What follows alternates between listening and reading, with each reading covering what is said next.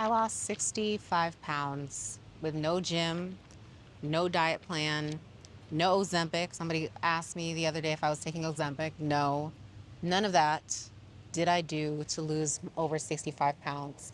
I promise you it's not a scam. I'm not trying to sell you anything. I'm not trying to convince you of doing anything. All of the information in this video that I'm going to share is what I have done for me and what has worked for me.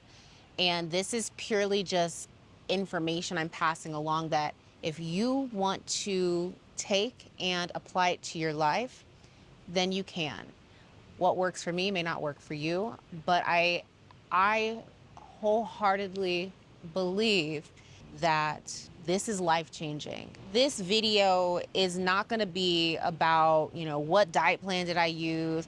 This video is not going to tell you about some exercise plan that I did. This video is really going to be about how in the past year and a half, through changing my mindset, I have shed weight effortlessly. This video is probably going to be long. This is just a forewarning.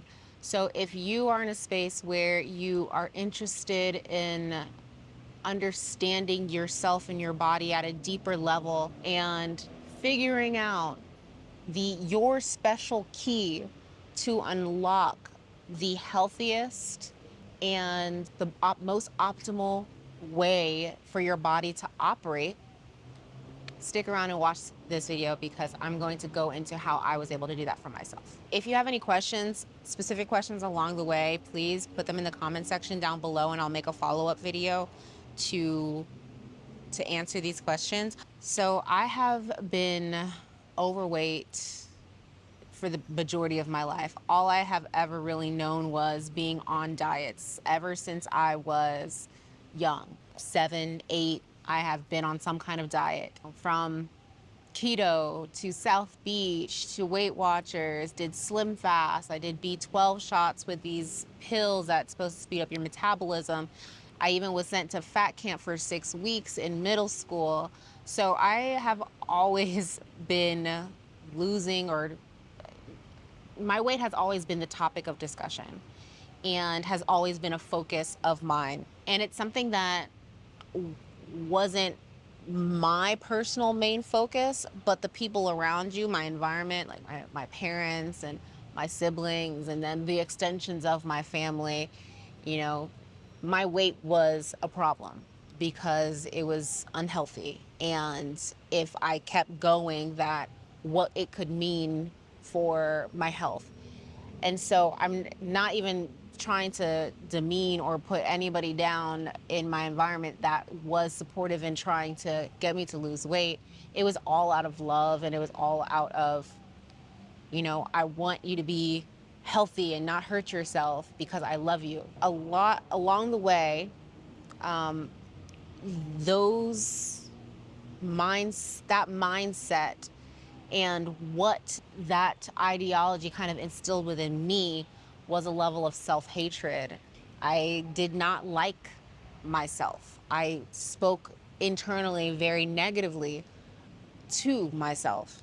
Like I said, I've been on multiple different diets and I have lost weight before, but this amount of weight, I've lost 65 pounds.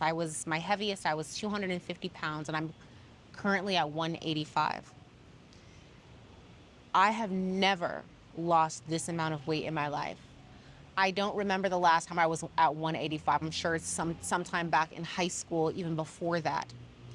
And I have never done it with such little, I don't want to say intentional effort, because there was intentional effort, but there was not a focus on me losing weight. It was just a difference in seeing myself and my body that contributed to me being able to lose the weight.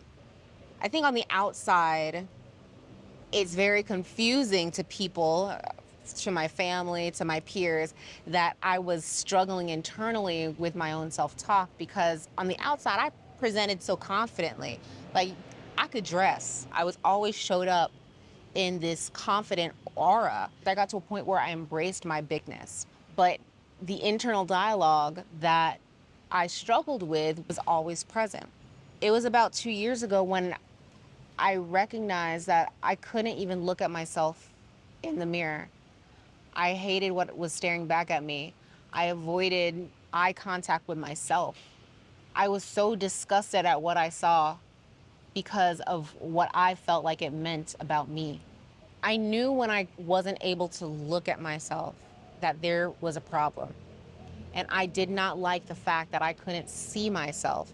And I didn't like what I saw looking back at me. I didn't like the puffy cheeks. I didn't like the overhang stomach. I didn't like that because to me, it wasn't just about the fatness. It was what the fatness represented. It represented laziness. It represented failure. It represented unhealthiness. It represented all of these things about me. And in that space, in me looking at my reflection, what I saw was someone that was a horrible person, someone that didn't deserve love, someone that wasn't worthy of anything. Because how can I be worthy of this love that I dream about, but I can't even stick to this diet plan, or I can't control what I put in my mouth. Like, this was what I was telling myself. Like, the kind of love that I wanted would be like, they would want somebody who's healthy. And me seeing myself, I'm not healthy, and therefore I'm not worthy of that. In a way, I wore my fatness as an armor.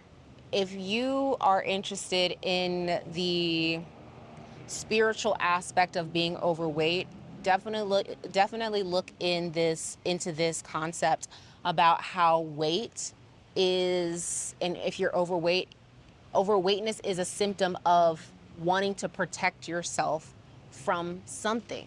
That is a really interesting thing to learn and connect to within yourself when you're asking, what am I protecting myself from if I am overweight?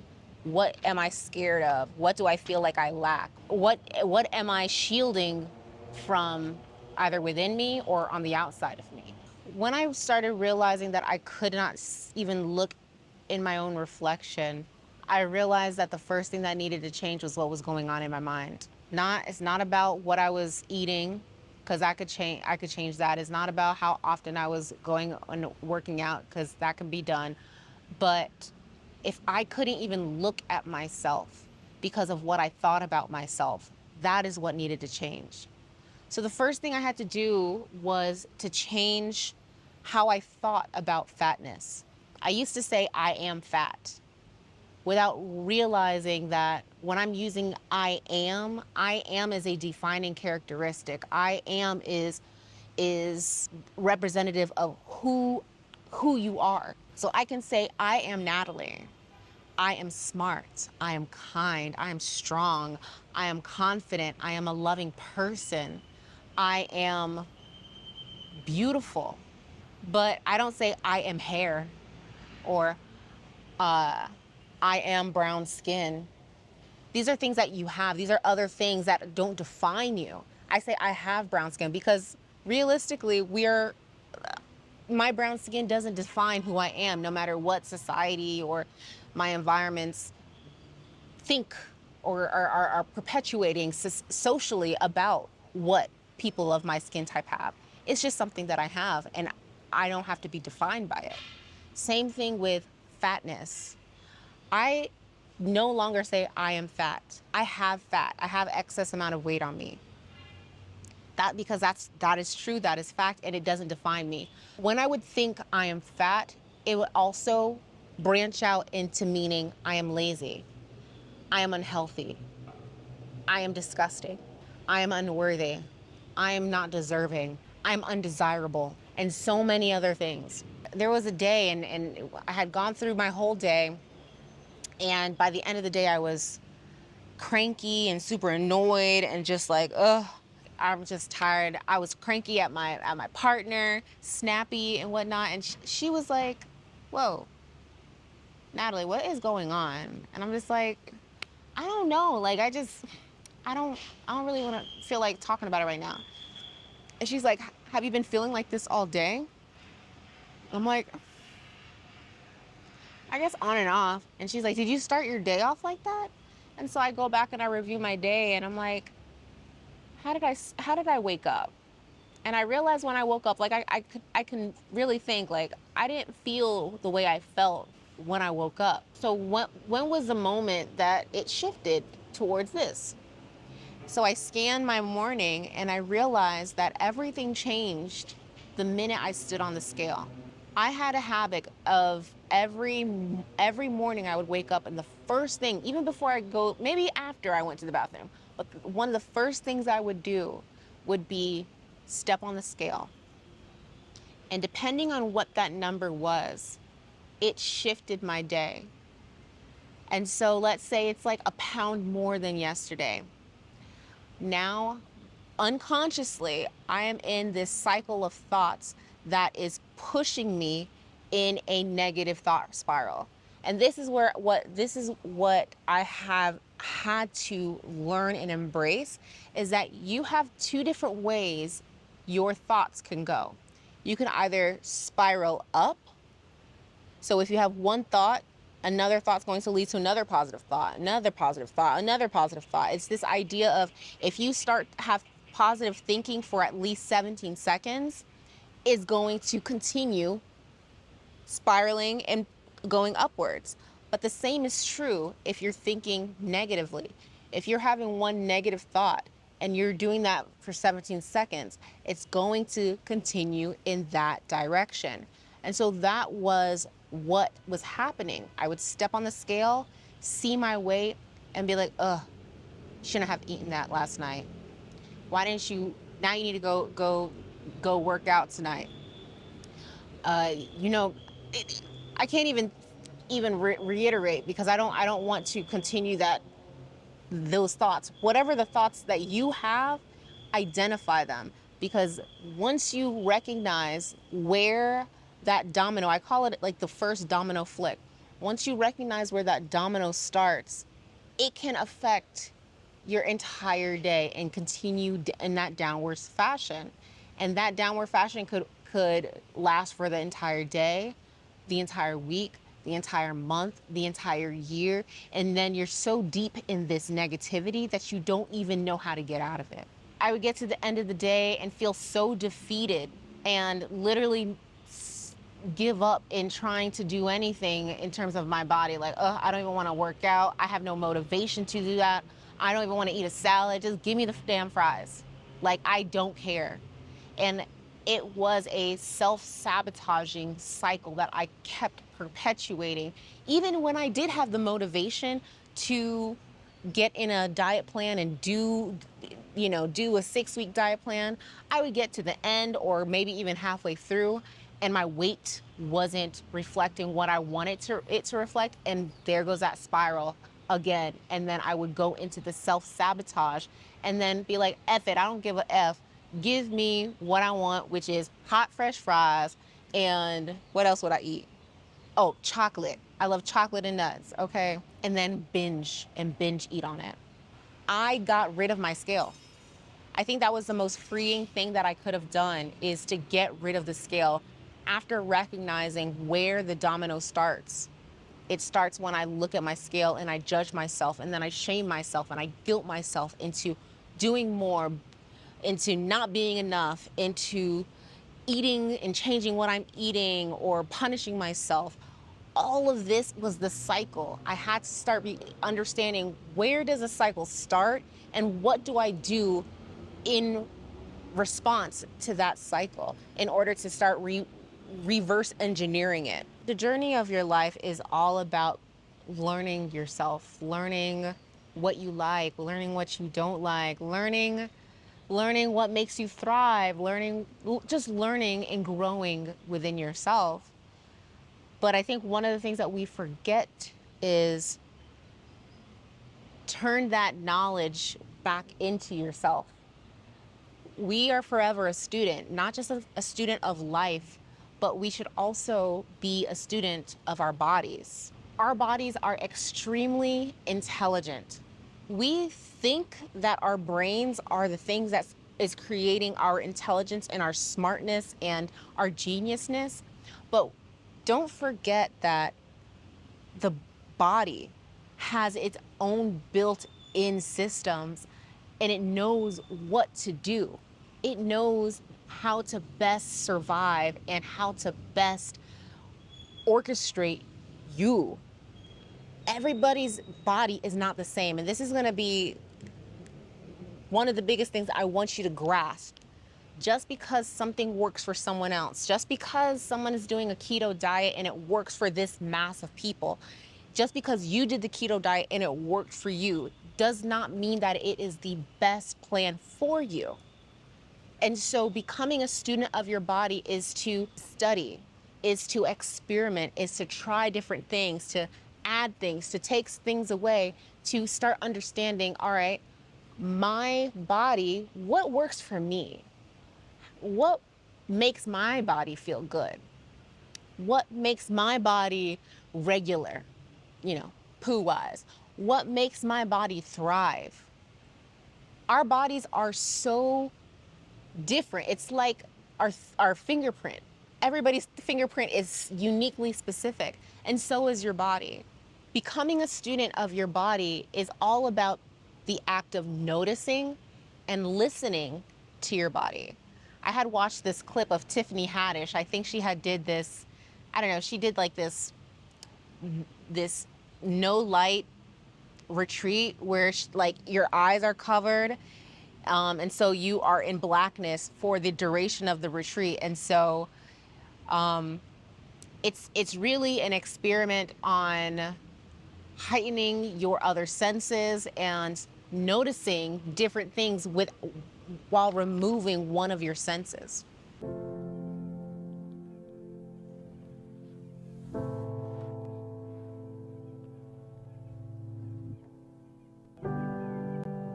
Sounds way better than my intestines.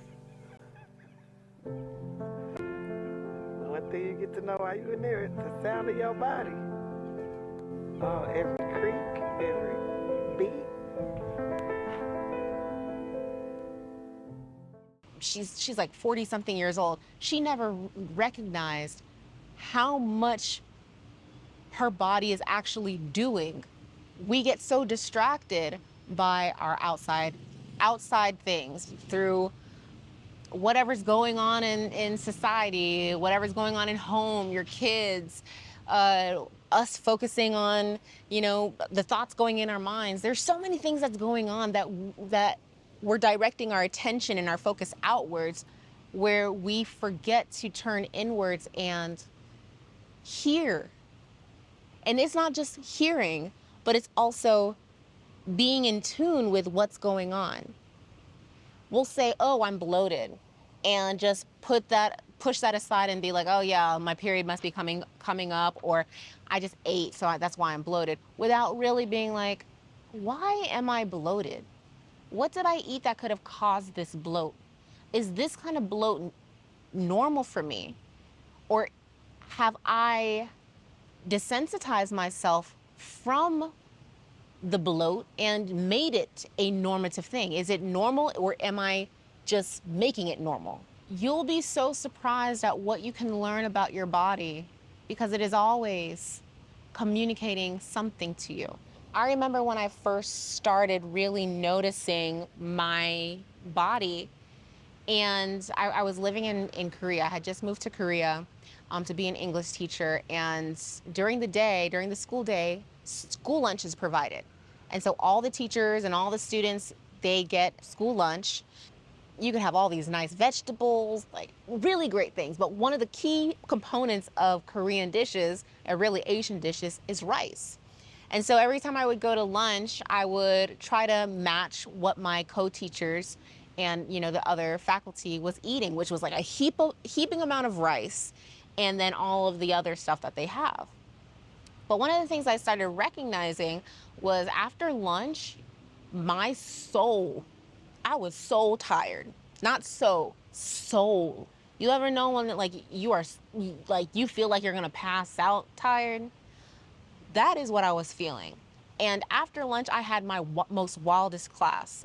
And so walking into that class while feeling a soul level tired, I did not like how that felt. I could not meet their energy, or I had to exude even more energy. I just remember even after that class being like, oh my God, I need a nap. And so that was when I started being like, all right, something needs to change because I have this class. I cannot be tired. What is happening? And so I started experimenting. I started being like, all right, well, I'll eat lunch with everybody, but let me cut back on the rice, right? And I started beginning to see a little change. I started to see like, okay, I have a little bit more energy here, and maybe it's the rice. What I was learning in that instance was rice works for Asian bodies. They have millennia, generations of ancestors raised on rice. So their bodies have become in tune and know how to process rice without it affecting them the way that it would affect me. A lot of us call it, our people, a lot of us call it the itis. And when we just had Thanksgiving, and you know what I'm talking about, because after you eat that big old plate of Thanksgiving food, maybe your second plate of Thanksgiving food, it is acceptable to be like, oh, I got the itis, and go and lay down and be literally have like be comatose for who knows how long, and let that be okay. I began to learn that that is not normal. Your body is essentially overwhelmed with the amount of starches, with the amount of carbohydrates, calories that you have just indulged in. And in order for it to try to digest it and to it wants to turn off all of your focus, all of its energy from the outside and turn it inward. And so that's what the itis is. The itis is essentially a midday hibernation. What are things that you can begin noticing about yourself? This is how I started. Fatigue, midday fatigue. Are you tired in the middle of the day? What are you eating? What is contributing to it? What happens if you change the amount of carbs that you eat, or the amount of protein? Or what about if you change the time that you eat? Experiment with that. How much are you sleeping at night? The quality of sleep that you have at night. Ladies, you can track your period. You could track the length of your period. You can track the heaviness of your period, the cramping, the ovulation. All of these things are signs, can be signs to if you're eating big amounts of red meat or processed foods. I know personally for me, I have a heavier period and even stronger cramps when I have eaten a lot more meat during the month than if I don't, if I have more fruits and vegetables. This comes from years of practicing and listening to my body. Track your bowel movements. How often do you go? Number two, are you constipated? Do you struggle to go? Do you not struggle but go every 2 to 3 days? Do you go every day? Do you go multiple times a day? Can you only go if you have coffee? What is normal for you without anything added to your plan? Can you go without drinking coffee? Or do you need coffee to stimulate you? Some of us, I know me, our kidneys are screaming out, water! Water! Our pee is burnt orange yellow. Or not even yellow, burnt orange, just dark brown. That is not a good sign. Are you dehydrated? Is your body telling you, I have been needing water. I'm so behind in water. I cannot perform optimally. The smells. Are you noticing smells about you? Do people comment on the smells? What do you smell like without deodorant? That's a good one. What do you smell like without deodorant? What do you smell like with natural deodorant?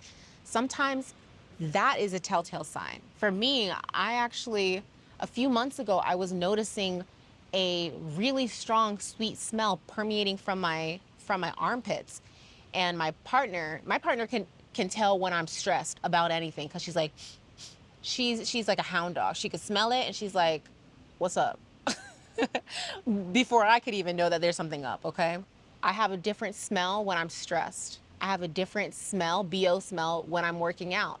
Two different smells. And then I have a different smell if my hormones are off. And this is something that I didn't even know. But Your smells can tell you that something is off balance within your body. And so this is just a noticing phase. One other thing to monitor and to listen to is bloating. What is your body doing? Is it bubbling up? Is it passing a lot of gas? Does your gas smell horrid? Is it one of those like silent but deadlies, or is it like loud and like, brah, you know?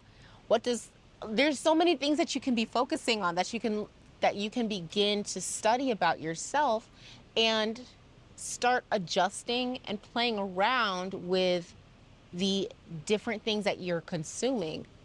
Now, this next tip was a huge game changer for me, and I notice how much of a drastic change I experience, my body experiences every time I do this. But I changed my environment. I changed my physical environment. I actually moved out of the United States. And I'm not telling you that you need to move out of the States, but I'm going to tell you what I did before I moved out of the States in terms of how I changed my environment and how leaving the United States also contributed to the betterment of my own health. So before I left the States, I did focus on changing what I was consuming. Consuming isn't limited to food. Consuming is anything that comes into me through any of my senses, through my mouth, through my sight, through my ears, through sensation, through relationships, emotional energy, energetic exchanges. Anything that I am consuming, I began to monitor, recognize when I didn't feel good, and started shifting and moving away from it. So the first thing I changed was my media consumption. What I what I saw on Instagram, on YouTube, on if I honestly stopped listening to the news, period. Like, especially American news is so sensationalized and like divisive and polarizing. I started unfollowing the Shade Room and all of these gossip and drama sites because it was pulling my energy into different things that was not filling or fulfilling to me. It was taking my brain space. It was taking my energy to ruminate on these things that literally did not affect my life. It was just things that I can talk to other people about and further gossip about. I had a whole timeline cleanse, deleted accounts, deleted people, some family, like, and it's literally nothing personal. Like, blocking people and deleting and unfollowing people, it's nothing personal, but for me and what I needed for myself. Sometimes someone else's content and what they post and the energy in which they post it in is not something that I have the space or the capacity to receive, because it doesn't feel good to me. Doesn't mean I don't love you. Doesn't mean that I can't be cordial with you. But I just know it's like a setting of my own boundaries that I started to implement. Anything that caused me to compare myself or make myself feel less, I was working on changing the thoughts about myself. And so I started unfollowing wedding sites. I started unfollowing a lot of different a lot of different things that just made me feel or think about myself in a different or comparative way. I started consuming affirmational music that every single time I spoke or sang it to the top of my voice, I was saying, I deserve this. I am beautiful. I'm a magnificent divine soul, worth more than anything type gold. Everything you pray for and a goddess type glow. A queen who got that brown, but a poetry type flow. Super wavy, but don't try to rock my boat. Energy, the highest frequency on top, I stay afloat. Words from me to me, consider this is self-love. No, my innocence be eternal, baby, in case you don't know. I'm beautiful and intellectual. Plus, I'm close to God, so my presence spiritual. I cook bomb food, everything about me bomb too. It's true. Okay. I have a whole affirmation playlist that I would listen on repeat. Like, that is the type of music that I was ingesting, I was consuming, I was literally creating that environment for myself that that fueled and filled my cup before anything else. And you know how I said At the beginning of this video, I did not go to the gym. I did not do anything physically that I did not want to do. I don't like I honestly don't like to go to the gym. I honestly don't like to get on a treadmill or an elliptical or lift weights. That is not the kind of workout person I am, okay? If I'm gonna work out or do something physical, it has to be something that I like to do. And so I, I started becoming physical and finding physical things that I actually enjoyed. I started walking. Walking first became a refuge for me. After work, I would get out and I would walk. And that was my first hour of the day that I would just dedicate to me and myself. The biggest thing that helped me in making my exercise consistent was romanticizing, romanticizing it, finding what I enjoyed within it, finding what made me happy to do it, finding my own refuge and making it something special to me. I would walk and it wasn't like me like going. It was me strolling and looking at the sky and being like, wow, it's a beautiful day today. Or looking at the trees and being like, wow, there's so many different species of trees. Or look at that mango tree. Oh, wow, their papaya tree is growing really fast. Or look at this squirrel. This squirrel it looks like it's having a full on conversation with that cat. You know, or I'm gonna walk down this street because I love the way that the flowers look on this tree, or I love this time of the year and going this route because I can smell the Japanese, not the Japanese, but I could smell the jasmine blossoms because it's so nice. These are the ways that I started incorporating physical activity into my life, but making it something that I actually enjoy to do. I did that with walking and I did that with riding my bike.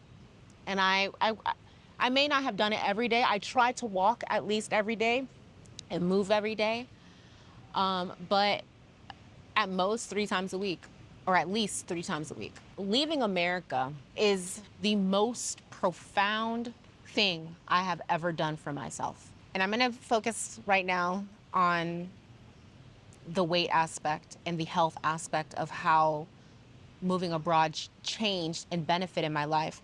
I currently live in Thailand.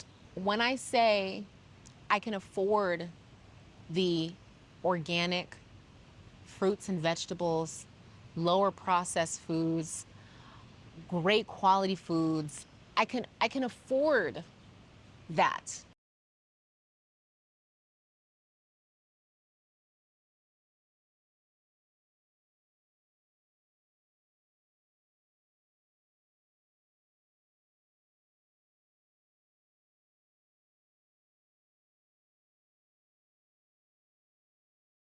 I live in an environment where I can afford to eat exactly what I want, how often I want. I also recognize that walking is my thing. Walking is the easiest way for me to work out. I live in a walking city. And so everywhere I go, I have to walk. If I want to go to a restaurant, I got to walk down the street. I live in central Bangkok. And so if I want to go to the mall, I can. It's a 25-minute walk down the street and a 25-minute walk back. But I can go walk 25 minutes, get some amazing bomb food, whatever. I literally I don't limit myself in terms of what I eat. Yesterday I had McDonald's fries and what is that? A cone. All right. I don't limit myself. I do indulge, but I don't overindulge. But I allow myself to eat what I want as long as I am active. And so being able to have that level of activity that is necessary to if I want to get anywhere in the city, it just makes it easier. The biggest thing about moving abroad and moving outside of what you've always known and your old environments and your family and your old people is now you create kind of like this echo chamber of whatever you want. This past year that I have been living abroad, I have created an echo chamber of self-acceptance, self-love, and self-validation. And if anything feel like doesn't make me feel as good as I feel in this space, I don't entertain it. And that includes people, relationships. Living abroad makes it really easy to distance yourself from things that make you feel inferior or less than that feeling. Moving abroad also helped with removing me from things that caused chronic stress in my life. And chronic stress, and this is going to lead me into my next topic, but chronic stress leads to higher levels of cortisol. Higher levels of cortisol leads to higher levels of fat being held onto and in your body, and it makes it really, really hard to lose weight. When you are happy and you're at peace and you are not stressed, you literally melt. Like, the weight of the cortisol that the cortisol is forcing you to hold on to, it melts when you start to regulate yourself. It's really important to study yourself and your body. And one of the ways that you can learn even more about your body is understanding, oh, the lights come on. Understand the science behind your gut, to understand the science behind what causes weight gain or fluctuations, to understand the science behind your cravings. There's one documentary that I would highly suggest that you watch, which is called, it's on Netflix, called Hack Your Gut. And this one video, this one documentary taught me so much about how your gut communicates with you, how it's connected to your brain and how your brain responds and makes things happen. There's three things that I want to mention about understanding the science behind your gut. One, understand that food, for many of us, for so many people, food can be a coping mechanism. My coping mechanism are fresh French fries and chocolate with nuts. For the same reasons people reach for tobacco, for cigarettes, for weed, for gaming, for sometimes even over-exercising, for many of those same reasons, we can be motivated to pick up food to make us feel better about ourselves. I started realizing that every time I went to go eat something, that I generally wasn't hungry.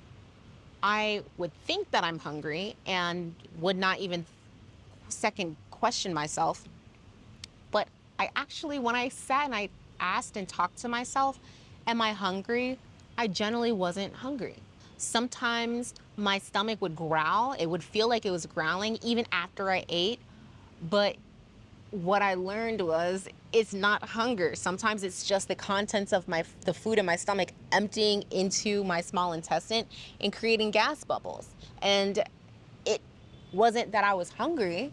Sometimes when I would feel that, my first thing would be like, drink some water.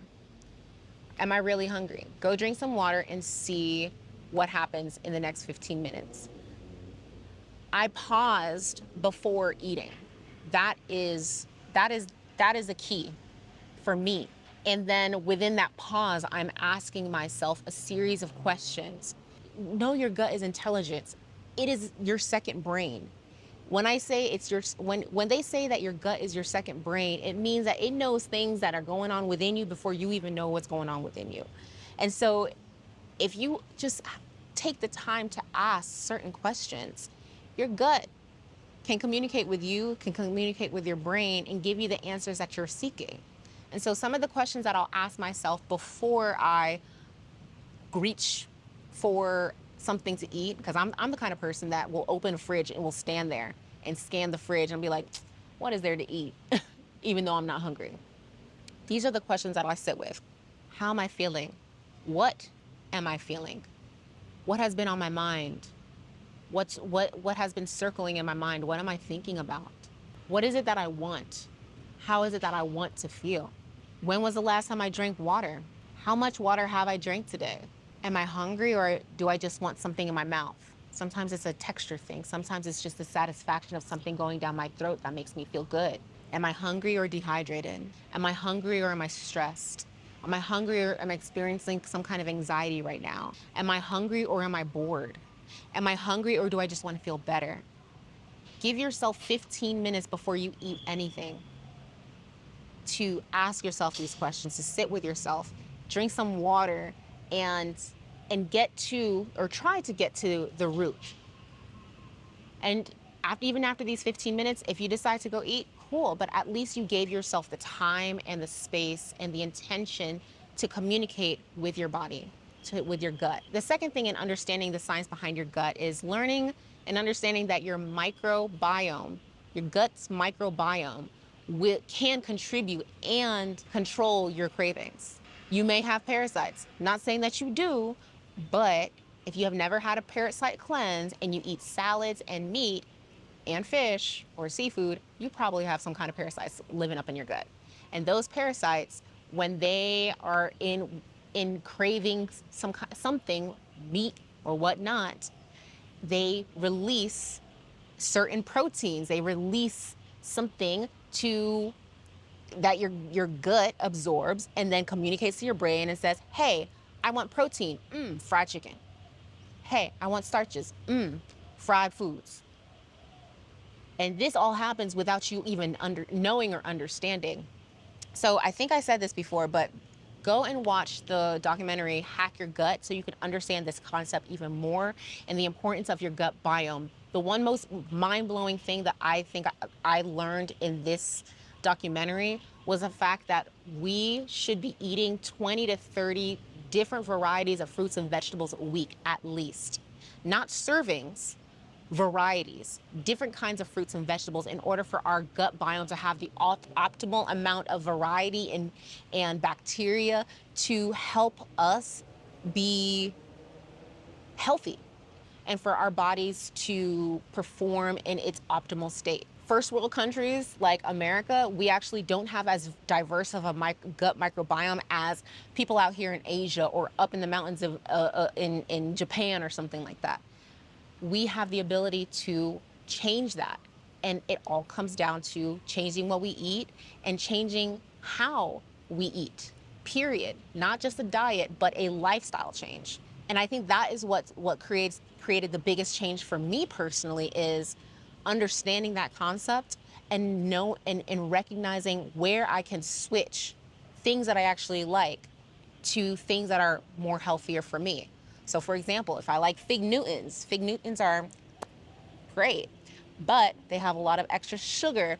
They're really processed. They have a lot of, it's just bready, and it causes my blood sugar to spike. But if I switched it with actual regular dried figs, they taste just like fig Newtons.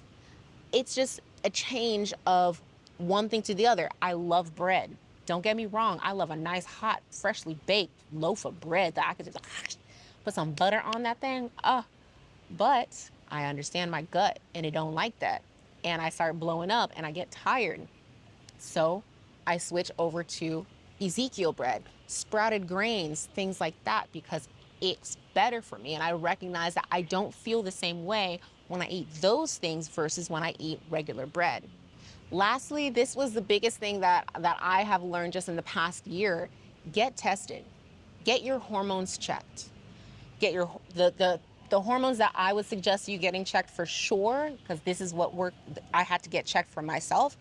Get your cortisol checked. Get your thyroids checked, your thyroid hormones checked, and get your blood sugar or your insulin levels checked. These three things, if any of these are out of sync, they all affect each other and they can throw the homeostatic stasis of your body off. If your thyroid is off, I was diagnosed with hypothyroidism. Since that was off, I was gaining weight. It makes it harder for my body to break down certain glucose and fat. I'm not going to go into preaching this to you guys. Go look it up. There's so many resources on YouTube, on the internet. Go to ChatGPT and ask them these questions. What do these things do? And how can knowing your levels help you in better understanding your body? So those are really the main things that I have done and changed to be and to lose the weight that I've lost. But there's one thing that I do want to mention is that all of these tips and tricks that I put in this video is it's just the first part. This is just the first part of a never-ending journey. Like, even though I have lost the weight and I'm generally in a more positive mind space, I still struggle with mindset. My negative voice didn't disappear. When I look at myself in the reflection, sometimes I think I look beautiful, but there's sometimes where I look at my stomach and I'm just like, ugh. Or now that I've lost so much weight, I have hanging skin, right?